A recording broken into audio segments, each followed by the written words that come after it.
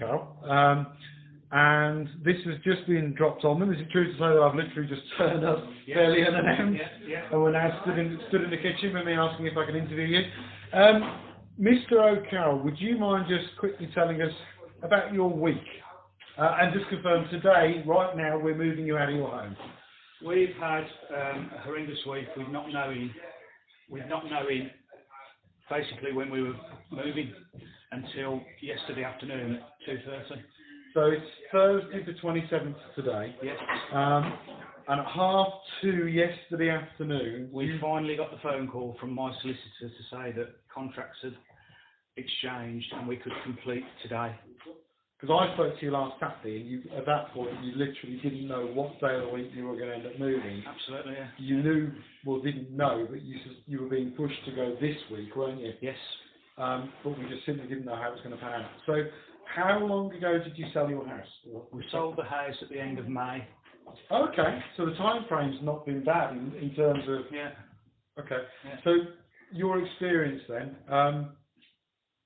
is not acceptable. So no. Where does the blame lie? With our solicitor. Why? Because to start with, we had a young guy handling our case who kept repeatedly asking me for the same documentation and information that I had previously emailed to him and had evidence of doing so. I then found out about 3 weeks ago, maybe 4 weeks ago, that he'd been asked to leave the business because he wasn't performing, not just for us but for other clients. So a lady then took over who, to start with, got things moving quite quickly, we thought. But then in the last 2 weeks, we couldn't get a phone call through to her or any answer from an email. Nothing, just nothing at all. And the replies we did get back from her were very arrogant and very patronising. Wow. Okay. We've got email evidence of that. Very patronising emails. Okay. So I take it, has it been considered just acceptable that you're getting zero notice of moving house? No, because we were like packing wardrobes. No, I mean, sorry, I mean on the part of the professional, the in inverted commas professionals that you've got working for you. Yeah. Has anybody displayed any empathy for the position that you're in? None whatsoever. So no one's really given a toss of It's anything. Yeah. My issue all week since speaking to you last Saturday has been, you told me you'd got a slot available on Thursday. Our solicitor indicated to us that all parties wanted to complete on Thursday. We couldn't do anything about booking yourselves or doing anything about it because we just couldn't get an answer from them. So I'm presuming you obviously have done nothing or very little about change of address and actually all the other processes of moving house. Yesterday afternoon, after the 2:30 phone call to say it was all going through, I went to your place in Stockfield Road to pick up some boxes. Okay. And then when I came back, it was about 4 o'clock. I actually sat down and managed to ring, like the 5 main people, like gas, electric, water, to let them know that we were leaving this house today and where we were going to. But I've got a list as long as your arm of other people. I've still got to ring. I bet you have. Yeah. So you described what you've been through as completely unacceptable? Absolutely unacceptable on every level. So stressful. So unprofessional. Like 1 o'clock in the morning last night, we were dismantling more drawers and beds because we've got no... So 1 o'clock in the morning, not only the night, well, effectively on the day of the move, but the night before the move, which incidentally, unless my maths is off, is literally only less than half a day after being told that you're moving house. You're now dismantling all this. If it were mandated in England and Wales that it was impossible to have less than 2 full calendar weeks between exchange and completion, would you support that as a rule, given the experience? Absolutely, yeah. You would? Absolutely, because we could have planned things. It's a stressful situation as it is. It is. But with this all on top, we were quite organised to start with, but we couldn't do anything because we were in limbo. Fortunately, I'm working from home at the moment, so that's been okay.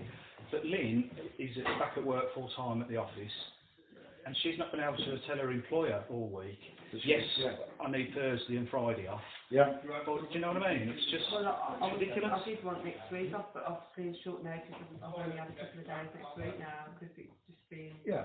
Short notice, So, if you could pin the blame on what, or no, I'll rephrase this. You'd obviously describe this process as being horrific. Yes. Where would you point the finger of blame and why? The solicitors, because... Simply the solicitors? Yeah. So your estate agent's been... Our estate agent, DM, absolutely. Okay, so as this is positive, this goes on the record as it's DM and Co. Carry on. Absolutely fantastic. There's a guy there, David, and a guy called Warren. Warren used... The house we're buying was through Shakespeare's, which has now merged with DM, so they're all one company now. So your estate agents, we've got no complaint with. No issue. They have been more helpful finding stuff out that my solicitor should have told me. Okay. They've managed to find stuff out for us and keep us informed. That the solicitors were referred to as by DM. And they've now blacklisted them because they've had that many complaints about them. Okay. This is all very, very useful. And then just to clarify, I know I've asked this once, but so no one has really sort of said to you, I'm sorry you're in this position, or, this must be horrible for you. No one has displayed any understanding of what they're putting you in. Only our estate agents. Okay. They're the only people that have showed any empathy towards us with the situation. So at the house you're going into, Earlswood, isn't it? Yes. Are they moving out today? Or? It's already empty. That's already empty. So there was no concerns above from anybody who physically moved. What about coming into here? They're effectively first-time buyers because they're renting. So they're chilled out as well. Yeah. So this is effectively a three-party chain. There's nothing onwards above Earlswood. No, nothing. So this is a three-party chain. Yeah. It's as easy as it gets. Yeah. You're the middle party, and you're the only individuals who physically have to perform an entire house move. Yeah. And then again, for the record, you literally found out 2.5 working hours that you were going to move house. Yeah. Yeah. Is there anything you'd like to, in the last minute and a half or whatever, go on the record as any comments about this process that you want carried through? I think if it can help somebody else putting things in place, to help them, what is an absolutely stressful time anyway, not to have this dropped on them, I think it's obviously a positive. Yeah. And of course, for the record, the only reason we as a company were available today is because we had an entire chain collapse where we were supposed to move the entire chain, and that collapsed, which gave us the 27th of August available. Yeah. And that's 9. Another one. It is Wednesday, the 26th of August, and I'm here with Mrs. S in a lovely village called Sheepy Parder. And the lady has just informed me that she's being billed for a short notice exchange to completion. Could you tell me a little bit more about that and the circumstances that you faced leading up to today? Okay, so last week when I spoke to the solicitors, the solicitor said that he very much wanted to exchange 7 days before completion, as it would make his life easier. But when he spoke to me on Monday, so today is Wednesday, he said that the solicitor above us has requested exchange and completion on the same day. He mentioned something about COVID, but he also informed me that there would be a charge to us for exchange and completion on the same day with such short notice. That charge is £140 for buying and selling, so £280 in total. So just to clarify, it's obviously Wednesday the 26th. When are you moving? Friday the 28th. And when did you become aware that you were moving on Friday? On Monday. Of this week? Yes. So you had 3 full working days notice that you were supposed to move house? Yes. How did that make you feel? Well, anxious, and worried that I wasn't going to get a moving company sorted. How many moving companies have you run? 22. 22. And you have struggled like hell, is that about right? Yes. Okay. Well, there was a local moving company who came out and did a quote last Tuesday, and they gave me a quote. However, I said I couldn't book them because I still didn't know at that point whether or not I was definitely moving on the 28th. They said to just get in touch with them as soon as I knew. So at 11 o'clock on Monday, after the solicitor rang me, I rang them straight back, and unfortunately someone else in exactly the same position as me has just beat me to it. So, the fact that you can't book a moving company, do you think that's unreasonable of the moving company, or do you understand where they are? Oh, I completely understand that. To be honest, when I spoke to the majority of the moving companies, they said people had booked them 3 weeks in advance. Now, I couldn't understand how that was possible, because how do you know for certain that you're going to be moving on that date? Well, I'll tell you very quickly, because it is not mandated for a minimum period of between exchange and completion. So some people will have a month, some people will have 2 weeks, some people will have 7 days, some poor individuals like yourself end up in this position, which is something that I'm keen to stop. As a question, if it were mandated in England and Wales that in order to move home, you have to have a minimum period of 2 full calendar weeks in between exchange and completion, would you support that? Yes, definitely.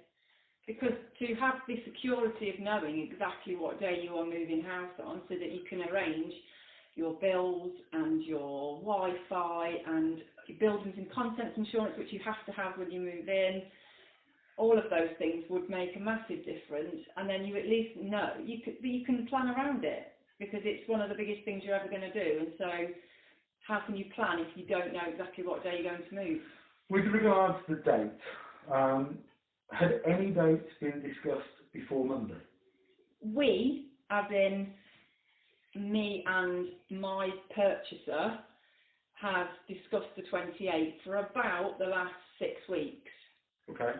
So we chose a date that worked for us, worked for work. We knew it was the bank holiday weekend, and we knew that it was obviously going to be busy, but that was the date that worked for us. We put that date forward to our solicitors about 6 weeks ago, and all they could say was, well, we don't know if that can happen or not, because there's still queries outstanding, and we just don't know. How do you rate the level of service that either you or your chain has had from the conveyancers / solicitors involved?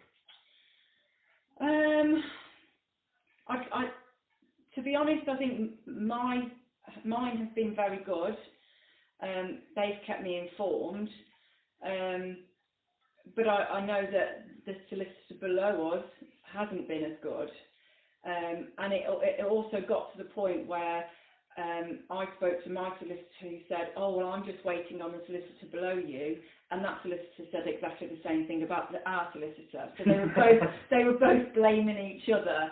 Oh, well, I'm waiting for an email from him. Oh, well, I'm waiting for an email from him. So, you know, who knows who's in the right. What's the most stressful part of moving house? Everything. You have to know one bit. What's the most stressful part of moving house? The most stressful part is the uncertainty of moving house, because I know this has always been the case, that anything can happen, but at least once you exchange contracts, you know that the other people in the chain aren't going to be able to pull out. Mm-hmm. And so I still don't know. So I didn't sleep last night because I still don't know whether or not that's going to be our house. And is it true to say that on Friday, at the point in time that you've fully moved out of this house, it's highly probable that you still won't know where you'll be sleeping that night? No, I still don't know. And I've got, 2 children who are really excited to move, and they don't know. At any point, has either any agents involved or solicitors involved have any expressed any empathy with you for the uncertainty and the stress that it's putting you under? Estate agents, no. They haven't really been in touch since. And but thinking of empathy and understanding of the stress, has the solicitor displayed any of that towards you? only when I've been on the phone with him and I've said, oh, you know, what's happening, and he said, oh yeah, you know, I know it's a nightmare. Okay. You know. So I can't really fault. No. In which case, can you name that? Given that you're only saying positive things about him, which solicitor have you got? They're called Premier Property Lawyers. Have you got a name? His name's Joe Denman. All right. We've only got positive stuff, so that's why I've asked this lady to name. That's the first time in any of these interviews that's happened. But irrespective of a decent conveyancer, this lady's in a horrendous position. I'll kill the interview there and I'll send it over. Thank you very, very much. And I suspect this will not be the Saturday the 22nd of August. This one I was not aware I was going to hear today. In short, yesterday late afternoon, M&G had a call from a couple in King's Heath who apparently are going to move this coming Friday. And then pressure was put on me to make an appointment visit today, which I've done. But while I'm here, it has transpired that things are a little bit more interesting and certainly are worthy of a very quick interview. I'll refer to the lady as Miss M, and Miss M has just dropped out her position. So Miss M, have you signed your contracts for the sale and purchase yet? No. Have your buyers? Yes. And you told me that your buyers were under the impression that you were exchanging contracts yesterday, but you haven't even seen your contract yet. Yes, correct. That's correct? Yes. And I'm here because you think you're moving when? This Friday I'm coming. Has your solicitor or conveyancer asked you to go in and sign the contract yet? So we had to pick them up yesterday. Okay, so you're expected to read them over the weekend and send them back on Monday? Yeah, only because we chased them. They wouldn't have been issued otherwise. We had to chase and keep calling and asking for them. You had to chase yesterday for your own contract? Yes.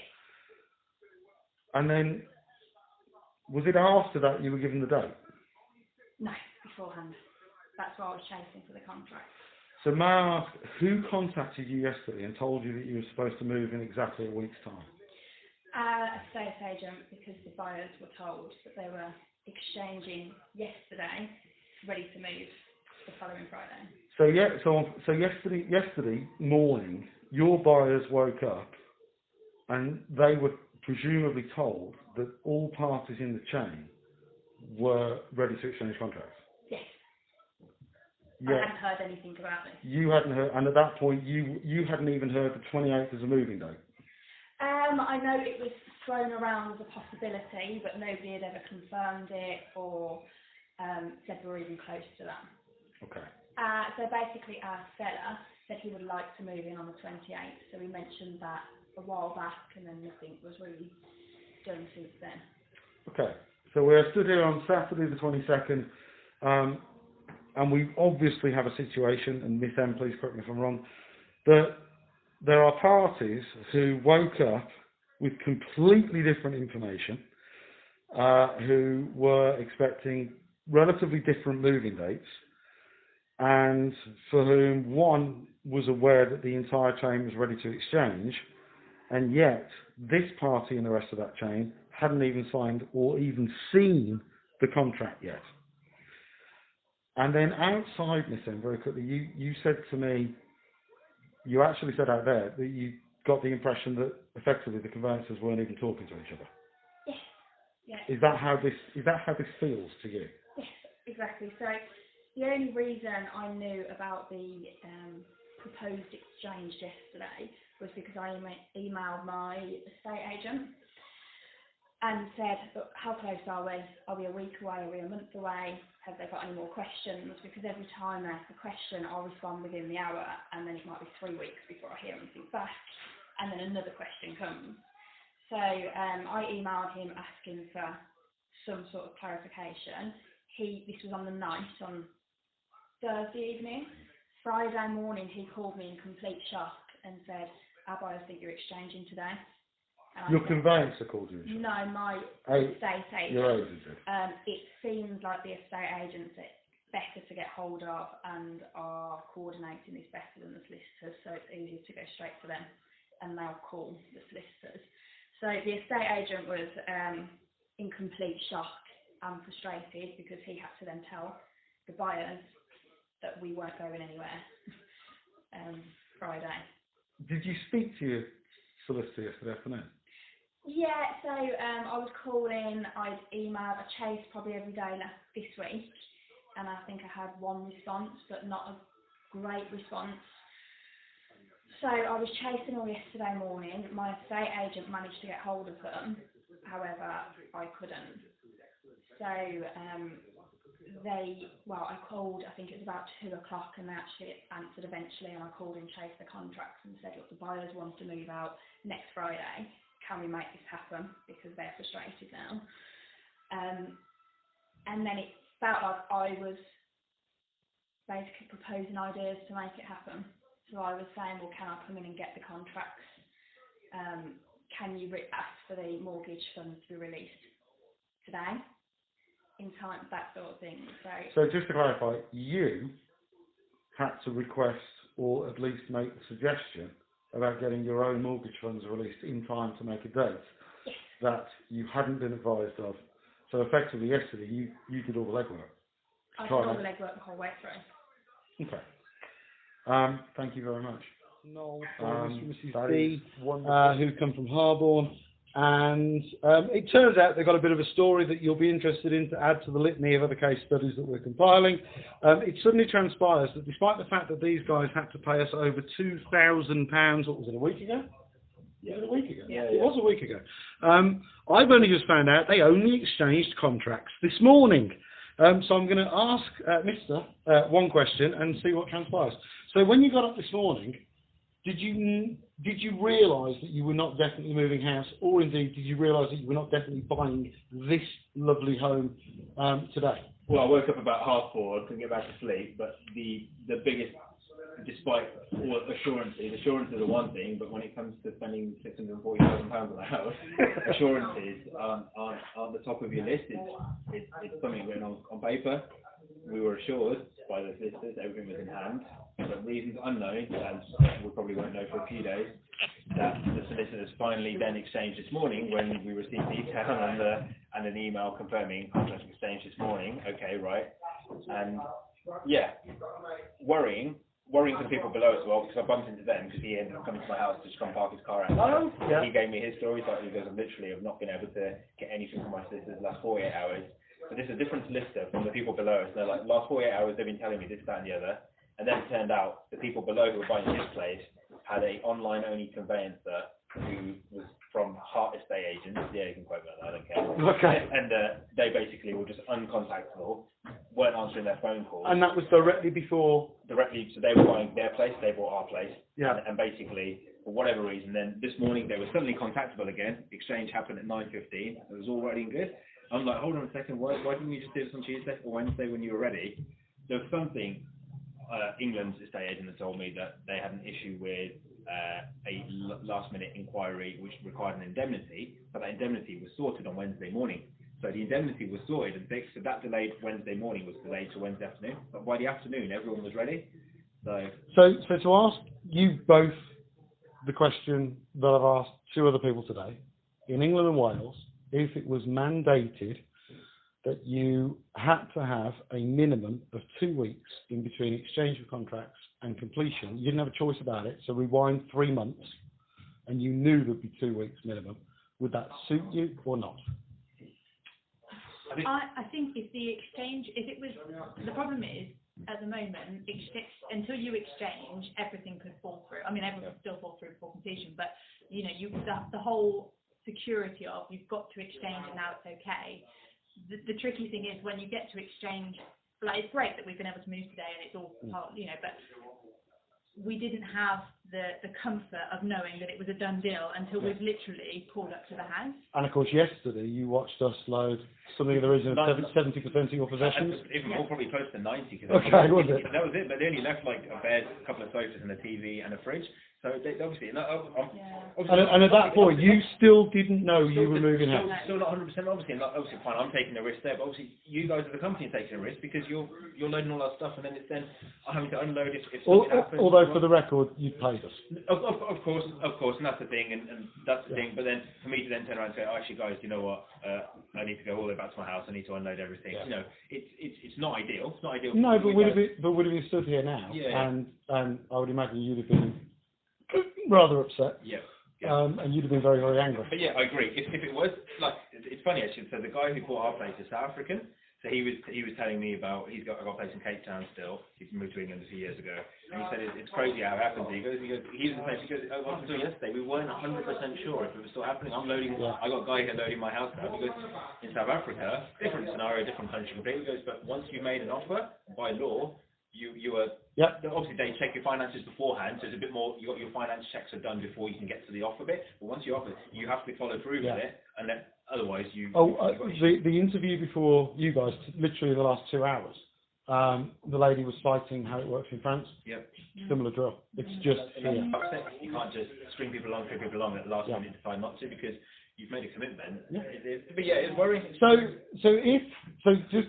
Because of the work the HBSG group have done, if you, when you came to view this house, in order to make the offer, had to sign a reservation agreement that would bind you to completing this purchase within a given time frame, 16, 20, 24 weeks, whatever it may be.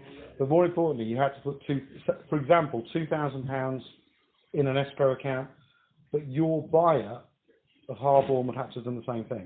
Legally binding agreement, anybody walks away, the £2,000 covers the other party's costs. Would you support that? I think it's a cost that's not prohibitive, because especially if you're looking to spend X amount on a house, and if that gives the next person that slight piece of just gives my mind a little bit of rest, then because that means it shows a financial commitment from the outset. Because to get into the reservation agreement, the individual would have to have proven affordability and proceedability. Yeah, no, I agree. Like, when we went through this 8 years ago, when we first bought that place, with different issues, but we were living with my mum and dad there, so we weren't in the chain, and the guy lived abroad, so it was different thing. No children. We weren't married. It just wasn't as stressful as this, and we weren't so like it has to be this date, it has to be this date. We'll just take the date that works out. Whereas obviously now it's a bit more. Yeah. It's a bit. It is, and you've got kids, and you've got other work and. Last question. Question that's been asked twice there already. At the point this morning, and up until that point in the last 48, 72 hours, has any professional that you're employing, don't include us in this, actually displayed any empathy with the precariousness of the legal position and where it puts you guys? Has anybody actually sort of said to you, we understand how stressed you might be about this?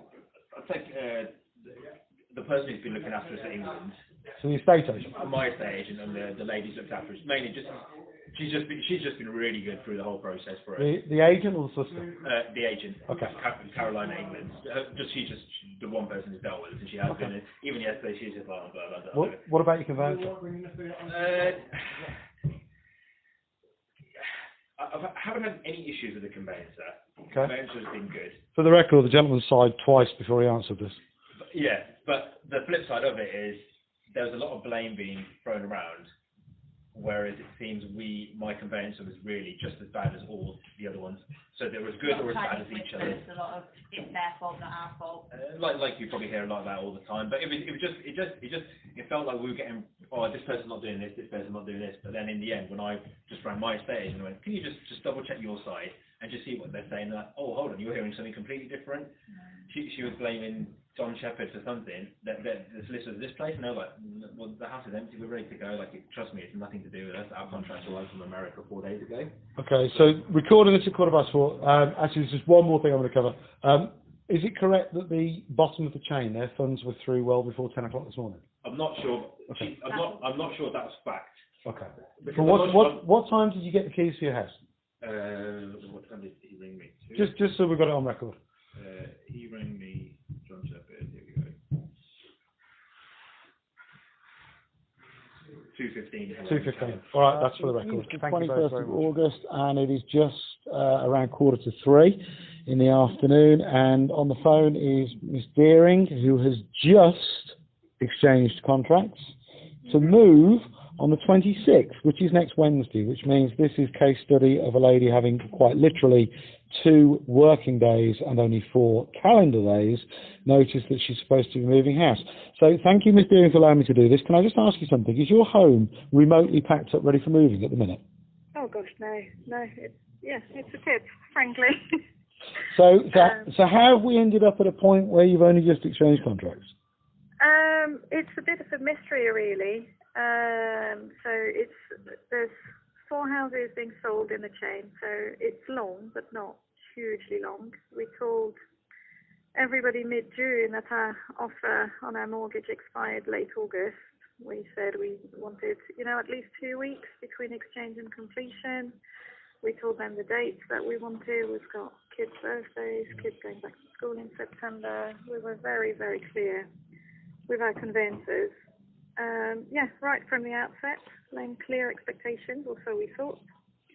And somehow, it's got to this point. And it's just a mystery. It seems conveyancers just don't talk to each other through the whole chain. We suggested maybe they should do a Zoom call to kind of discuss, where the hold-up might be, or where they can just be a bit more transparent with all their clients, as opposed to relying on estate agents phoning each party and then phoning back each party. So when I came out to see you, I remember standing in your lounge and we sort of spoke, and it was me that, of course, planted the seed about 2 weeks to exchange and completion. And you obviously requested that. Now, if that was mandated in England and Wales, and no one had a single choice about having 2 weeks to exchange and completion, would you support that? Oh, absolutely. And I'm French, and in France, all my family, you put in an offer. 2 weeks after that, you've exchanged contracts, and then you're told, okay, your move will be 10 to 12 weeks. And that's what happened when, we sold my dad's flat a few months ago now. And then, so if other countries can do it, 2 weeks here, it would be amazing. So just out of curiosity, and I haven't asked you this yet, despite that we've spoken. At any point in the last sort of 24, 48 hours, have any of the, in inverted commas, professionals that are working for you, have they displayed any empathy with regards to the lack of notice you've now got of moving? No. It's all been very business-like, if you like. Estate agents even yesterday were saying, we know it's frustrating, but you can't book anything. It's not dead in the water, Emily, but we're doing our best. In other words, be grateful. Yeah. I've got 3 young children, one whose birthday is on the 28th. And I'd like to be able to focus on them through the school holidays before they change schools. 2 weeks' notice would have made a world of difference, really, to everybody. And when just for the timeline, when did you accept the offer on your home that you're coming out of? January. Oh, crikey, okay. And how long after that did you waste time getting the new house, or? Oh no, we put in an offer on the new house 2 weeks later, having viewed it twice within those 2 weeks. Okay, so obviously we've had. And then sort of appointed the following week. We've turned around paperwork on the same day, scanned everything. When the conveyancer said, the contracts are ready to be signed, and we said, okay, we'll pick them up, in 2 hours. We've been, we saying mega efficient through the whole chain. Just out of interest, if we ignore lockdown, which if we give, the generosity of 2 months for lockdown, I know it wasn't, but that effectively means it's been what, February? It's been about 4 to 5 months, hasn't it? Yeah. Are you, Yeah. as a general, this is how long it takes to go from accepting an offer to moving in. Is 4 to 5 months what you would have expected? That's what we'd have hoped. Yeah. And you're okay with that, obviously, but Well. but Yeah. But I take it's this end to the process that's been the real. And I don't want to be. And if you disagree with what I'm saying, please do say. But I get the impression that you're kind of okay with how long it's taken. It's just the fact that you're expected to not know anything at all, and then to do everything in literally 2 days. That's it. Yeah. The fact that there's no guarantees until right at the end. So it's just hard to plan your life around it. I mean, my husband, because he's got so few days, he's been working from home until now. And we're going to have no internet when we move in. Because you haven't got the time to give notice to get all that stuff done. Yeah, and that's one of the reasons we wanted 2 weeks, because he works from home. With COVID, he's had to work from home a lot more, i.e. all the time. So we rely on the internet. To get postal redirection, you need 5 to 7 days working days to get all this sorted. So we're going to have to leave a note to say, this is the address. It's all this admin related. And potentially costs. Yeah, that's it. Yeah. All because you didn't have a sensible period of between exchange and completion. Yeah, absolutely. Yeah. And 5 months is fair enough. There's loads of searches and checks and everything. That's absolutely fine. But no guarantee right until the end. And then it's mega stressful. I'm very, very, very grateful for you allowing me to record this. No, you're very welcome. Thank you. Be able to help. It's a flawed system.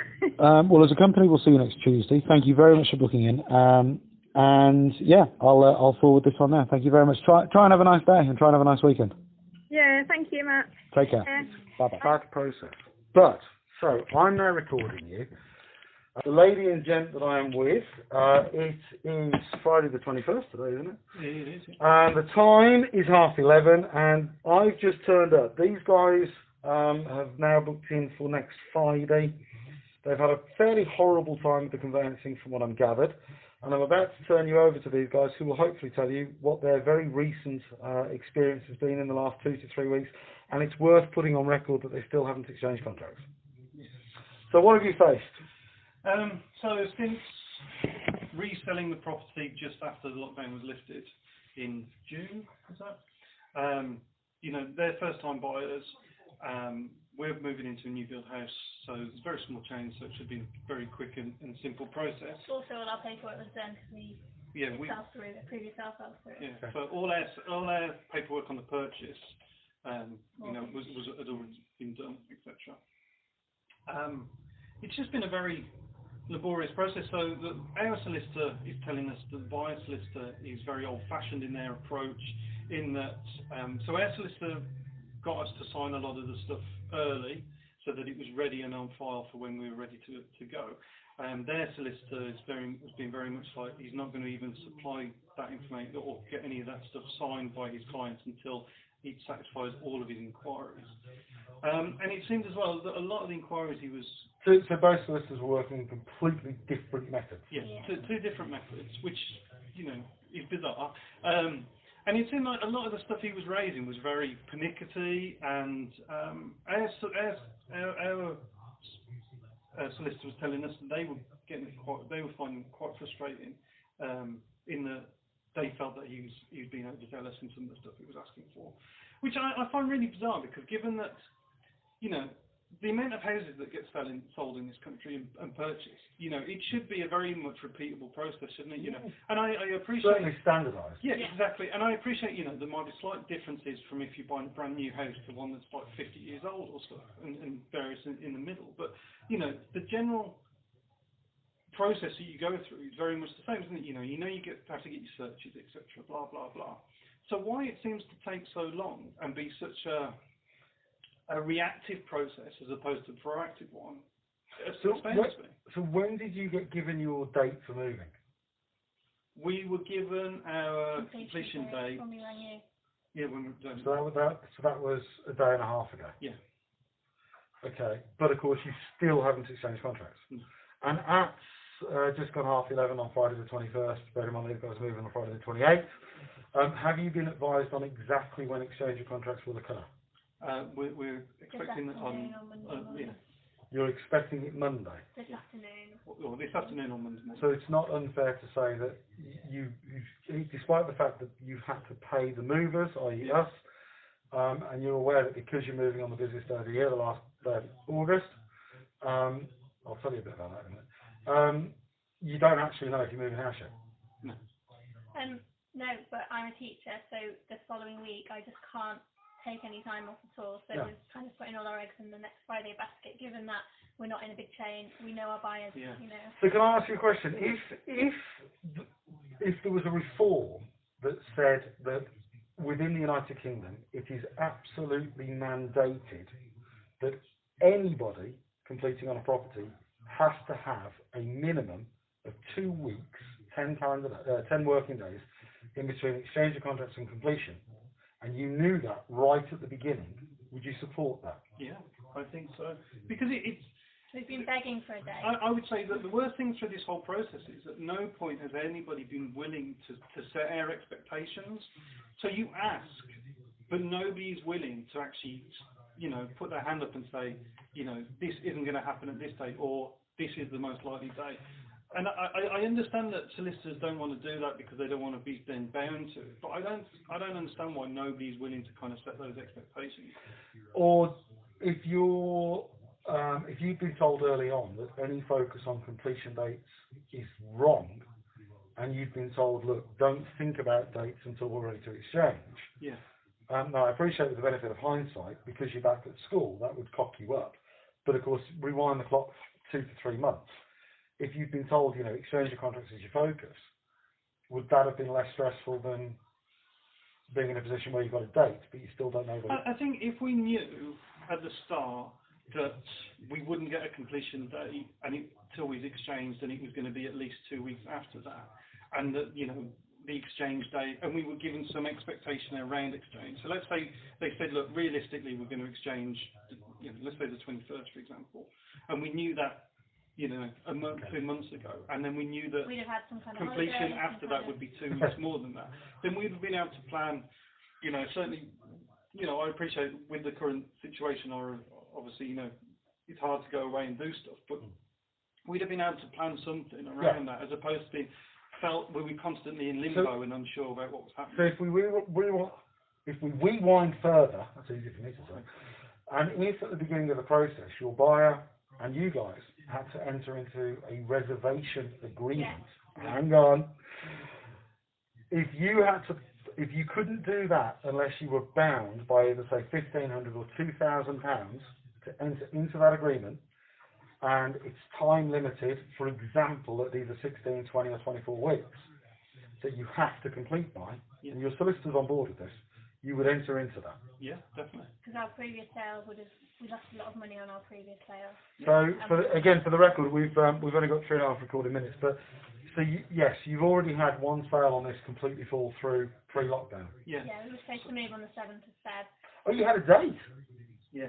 Then the 14th, then the 23rd. So our previous sale, we sold in the... sorry, you had the 7th, and then that date went back as well. 14th. And what was the reason that date changed? Bad buyer, his finances didn't check out on day of exchange. His ex-wife had put a block on his mortgage or something, and then... But we didn't find that out until we were expecting to exchange. So right before exchange, on the previous sale in February... On the day of exchange. So you'd already gone through the entire process? Yeah. And when did, sorry, I've got to speed this up because of that, but when did that individual put the offer in for this house? October half term. October last year? Yeah.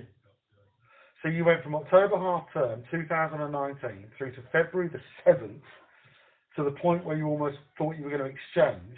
We bought these sofas out for this house. We bought them for the new house. I did wonder about that. So you bought things for the new house, then you lost that house, and of course, when I asked this couple if I could see a photograph of the property they're moving to, they informed me that because of the trauma of the previous collapse, they'd actually deleted all the photos they had on their phones, and they have actually had to go hunting to try and find me a photograph of it because of the trauma before. So these guys, it's now August. They originally sold in October. They've had at least 3 moving dates, including the one next Friday, which we still don't know is going to happen.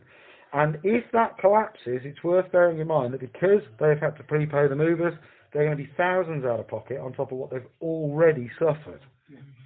And if there had been a mandated minimum period between exchange and completion, one, it may have flushed out the buyer before, but also what these guys are saying is there is zero due diligence of worth on buyers, or certainly their buyer, back in October. Because we didn't exchange on the 7th because of the block on his finances by his ex-wife, and they said, oh, hopefully this will be sorted by the following week, so there was still hope, so we didn't put this back on the market. And it's worth saying that buyer hasn't actually formally pulled out, he's just disappeared.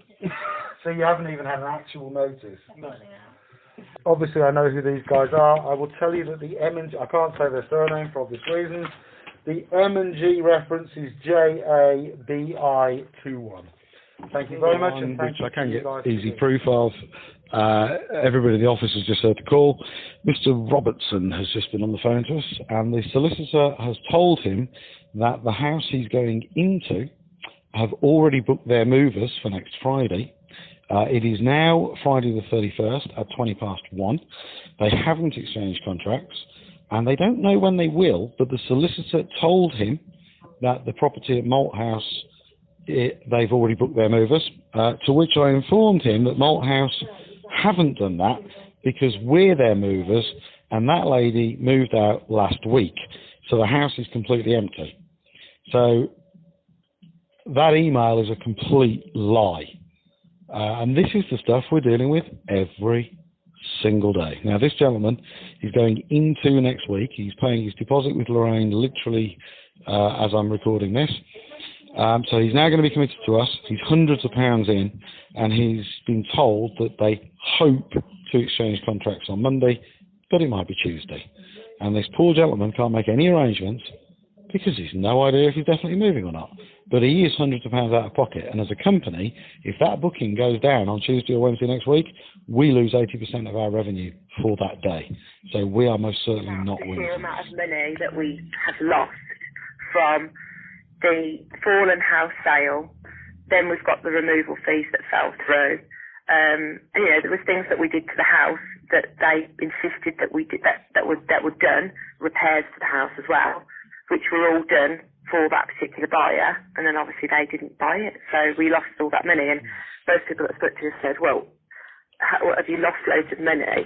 And obviously if it wasn't for the man above us giving us 4 weeks to find another buyer, we would have lost that those solicitor's fees. And then if we start again from fresh, we're paying double when we get the bill. So we went on sell again. So this is continuation with Mrs. S. So how did you, I mean, were your children emotionally geared up for moving as well? Oh, yeah, it was devastating. Yeah, the children weren't here the day before as we were finishing packing up. So they went off with my mum, my in-laws, and then my mum came to do the rest of the packing. And then just as she got here at 9 o'clock in the morning, our buyer had sent an email, not even a call, at midnight the night before. So when they got into the office on Thursday, there was just an email saying, we're not going ahead. And we still have no explanation as to why they pulled out. Good grief. They wouldn't give us one, so they wouldn't tell us why. They wouldn't even say if they got... All I was told is that he was so upset he couldn't speak when they tried to call him. But then, subsequently after that, when we did find a buyer to make our process quicker, they'd obviously had a survey done. So Melvin Daines approached them and said, you know, could we look at having your survey or buying the survey, and they wanted the full amount. You're joking? Yeah, so they didn't even want to help. They had no regrets in pulling out. So they were demanding money for that as well. So we couldn't use that survey. We couldn't buy the survey either to help us out, even though they did what they did to us. So that first sale, I mean, how long did it take from putting the house on the market to getting to that point? So we put the house on the market in January. We sold within the first 2 weeks, and then they actually messed us around from the get-go, to be honest. But they had a survey. Is it gazumped? Yeah. We were under offer from somebody else. And they went high. They walked in and said, we'll offer full asking price, which was $5,000 difference to the other people. So we went with them, they were a nightmare actually, the whole process. Dropped us money, £10,000 they wanted off at one point after the survey. And they didn't have a relevant mortgage offer either until 6 weeks before we were due to move.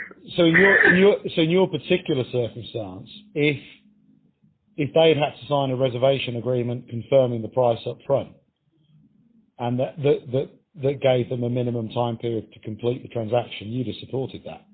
Yeah, 100%.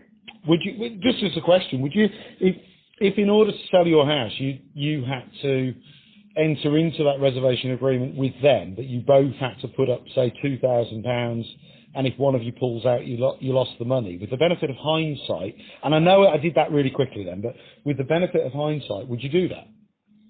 To secure it, to make sure that everyone was sort of covered, yeah? Yeah, a bit like buying a car. You'd have to put your deposit down. You would as well. Yeah, absolutely. I strongly think once you agree to buy the house, there should be consequences. Or for Mr. C underneath us who pulled out, he should have been liable for our costs based on the fact that he pulled out the day before the move. I would agree. But I mean, on that point, and it's okay if okay, in this country you can pull out, but that's fine.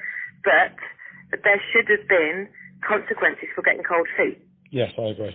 You can't just get if it was a tragedy, it's slightly different, but you just stand to lose just too much money. No, there should be at least a minimum amount of covered costs if it's going to continue the way it is. So, I mean, I know the position you're in this week means that you might be about to sort of repeat the same thing again, but would you support a mandated minimum period that is absolutely fixed in between exchange and completion of sort of 1 or 2 weeks? If, in other words, in your scenario, you wouldn't have had a single choice from before you even put the house on the market. If it were the case in this country that there is a fixed period in between exchange and completion, would you support that? Yes, because everybody knows where their head's at, and as you spoke about the emotional bit, money is money, but emotionally, when you've got a house full of boxes, 2 children coming home within 2 hours, and you've got 2 hours to put your house back to a home, it's not easy. No. And of course, the solicitors and the conveyancers involved, they don't see that. So no, and well, to be honest with you, I can't really, as much as I suppose people could fault what happened. At no point were my solicitor and the solicitor above us happy about the simultaneous. They actually did everything they could but we were cornered. If you think the big picture, what choice did we have? We either, if the bottom of the chain wanted exchange and completion on the same day, they were the bottom of the chain. If we'd refused and the solicitor and they pulled out, the whole chain fell apart anyway. So that was the problem. We were caught, as we were told, we were almost cornered. Yeah. Which isn't right. It isn't right in any way. But what else could anybody have done? I don't know really. Just a question. Are you aware? Was it the buyer at the bottom of the chain, or the buyer's solicitor that was? It was buyer's solicitor. That was forcing simultaneous exchange and completion. Yeah, because there were first-time buyers at the bottom, and as far as I'm aware, they were pretty clueless through the whole thing. Okay. Thank you. I mean, obviously, I ideally want us to be able to move you, and I really hope this pans out. Yeah. I just for the record, for your knowledge, and also for what I'm recording, as I talk to you now at 8:48 on Monday the 27th, we have a fully loaded vehicle on our premises that came back full on Friday, and that lady and the rest of her chain are homeless. God. Because they reduced the simultaneous exchange to complete. The solicitor at the bottom was completely uncontactable before 2 o'clock anyway. And at 4:30, effectively everybody called time and realised they weren't even going to exchange that day. And it was too late to move anybody back in. Everybody was just like, oh my God. And yeah, that entire chain of 5. Well, I think there were 4 parties that were physically moving, but 5 in the chain. And Has everybody exchanged? No, they're hoping to do it this morning. I'm laughing at the absurdity of it. I'm not laughing at the client. No, you're not, because you just can't believe it though, can you? Yeah. They're hoping to. So I'm here now under pressure from that client to book them in for tomorrow for moving into their new premises. And they don't understand that I'm cynical and I'm very reluctant to schedule tomorrow because right now they haven't even exchanged contracts. No, and the position is you've got one of your vans that's out of order because it's full of their stuff. Yeah, exactly. But it's the client that I feel. It's not affecting us because we operate more vehicles than we can staff anyway, precisely for this type of reason and also to cover breakdowns. But, you've got that poor woman, she's been staying with her son all weekend, and she wakes up this morning and she still doesn't know if she's going to be able to buy her new home. But it's just shocking. But like you said, like what No. It's all going to be anonymous. So let me get you on speaker. Right? Okay. So your chain collapsed. I'm guessing it was 3 or 4 days before completion day. No, what happened was the top of the chain said they were ready to exchange. So the bottom started the process, and when it got to the top, which is the 5th at the top, it fell over. And nobody for days could work out what the problem was. So when I finally went into one of the solicitors where we thought the problem was, it was actually the one at the very top. And the problem was, back in September, they should have done a 2A1 land registry form to transfer into the name of the person selling the property. They didn't do it. They only set it off 2 weeks ago to land registry, said they were expediting it quickly. It's not land registry's fault. The solicitor had been on furlough, the one who thought her team were doing it. So from September to 2 weeks ago, nothing happened with that transfer of ownership. The restriction, on the selling hadn't happened. Yet those people wanted to sell that flat back in September. And how long had you been going through the sale process before that was found? From March. And nobody had picked up. That's when furlough happened. Nobody picked up at the top of the chain. There was a problem. They thought they were ready to go. And the ultimate consequence of this is that you haven't moved, and your buyers have now had to move out. Your buyers had to move out and go to storage. Yes, cost. And above you, the chain has now collapsed. Yeah, my seller has changed his plan and he's bought a holiday home instead and going into rental before he goes to his holiday home. Good God. His plans have changed massively, and the 2 elderly people at the top of the chain, i.e. the bungalow he was going to buy, he's dropped out of, which then means the elderly couple that need to be in a flat have lost their opportunity to move as well, all because it was never sorted. The land registry document at the top of the chain was never sorted back in September when it should have been. So one conveyancer act of gross incompetence has now effectively destroyed a chain and left everybody in limbo. Yes, and caused stress beyond belief. And of course, we had to reject your booking from our diary 1 week in advance because you couldn't, understandably, pay the deposit. I couldn't because I really wasn't getting any clarity. I had to go into a solicitor and cry and say, do you know what this is doing to me? To get the solicitor to tell me what the problem was, but it wasn't actually him, it was the one above. So it was horrendous that week, but at least I got somewhere. And through direct contact with my seller and my buyer, we sorted it. But it wasn't, so I don't feel like paying a solicitor for anything because I don't feel they've done anything. Because it's not fair on elderly people that they're put through this stress. It's not fair on anybody that we've all had to be in this situation, limbo, for really 4 months. It's been horrendous. So, yeah. Well, thank you. Stay in touch. Obviously, as per our earlier conversation, once you know a date, once you know what's going on, give us a shout, and then I will look into it for you. Okay. Thank you. No worries, Matt. Thanks, Matt. Good luck. Take care. Bye-bye. Bye.